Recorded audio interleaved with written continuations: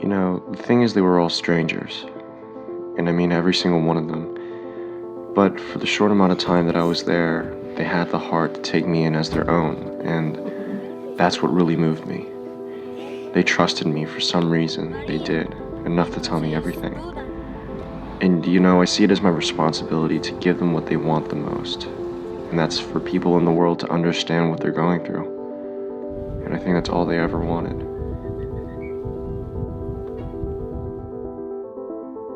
"12,000 feet in the air, the rooftop of the world.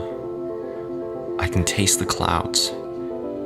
But my good friends look up here every night to say bye to Mom one last time, before she left their world with her last breath and said, 'Thank you, my children.'"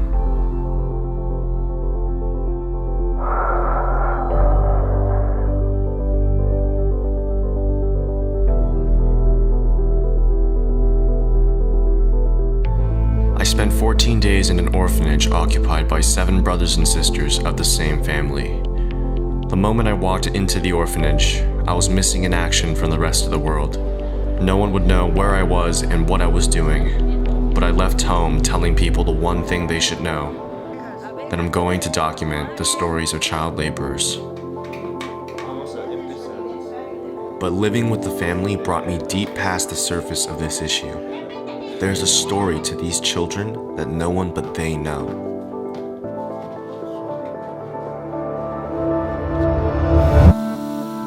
En mi casa. Junto con su mamá. Sí. ¿Y su mamá estaba enferma? No. Último casi. A finales de los años enferma. Sí. There was nothing left but to stick together. The father was long gone, and the older sons were responsible for keeping the family alive and safe from the heavy influences of drugs and alcohol on the streets. The plan was to work by day and protect by night. The El Alto working district is home to many young child laborers. The orphanage caretaker took me to the streets to aid the children. Está fini. Muchos de ellos ya han salido de la familia justamente tal vez por desintegración familiar, entonces ellos salen a trabajar, ¿no? Desde tempranos años o a temprana edad estos jóvenes. And for Finnick, this was the case. He is one among an entire crew of street children who roamed the working district trying to make something out of their lives on their own. Young and vulnerable, he was corrupted by terrible influence. Among his friends, he is known as El Borracho, the drunk. Finnick is 13 years old.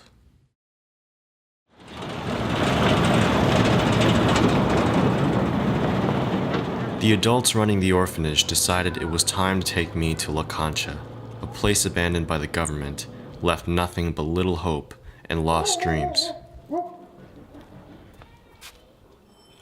We were going to 10-year-old Esteban, a friend of the orphan family. The orphans wanted me to see what the worst of life was like in Bolivia. But it wasn't this that intrigued me. Rather, Por eso no tengo ni mi hermano ni mi hermana. De mi mamá, sus familias tengo en el campo, no vienen aquí. Parece que no me quieren a mí. Ahora de mi esposo en este lado vive mi suegra. a soundless TV in the family's home. The story of Argentina's demise told not by the voice of sports broadcasters, but by the voice of a widowed mother, tormented by the pressure she faces from the cruel treatment of this world.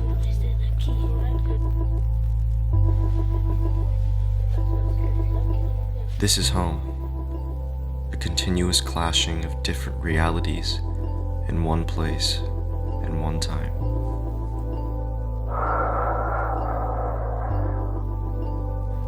But I know it's possible. We can make our multiple realities one. I guess the point is, the orphans, Esteban, you and I, of course we all live completely different lives from each other. But the one thing I always tell myself is that not any one of us deserves better or worse. And it all comes down to that simple fact. We're all human. Muy bien, muy bien. ¿Dónde está su cara? ¿Dónde está? Hola. Hola. Hola. Hola. Yo ya se acabó. ¿Ya? Sí, sacamos. Tú vas a grabar. Gisela, dile hola a la familia ya. ¿Ya? A mi segunda familia y a todos los jóvenes en los calles.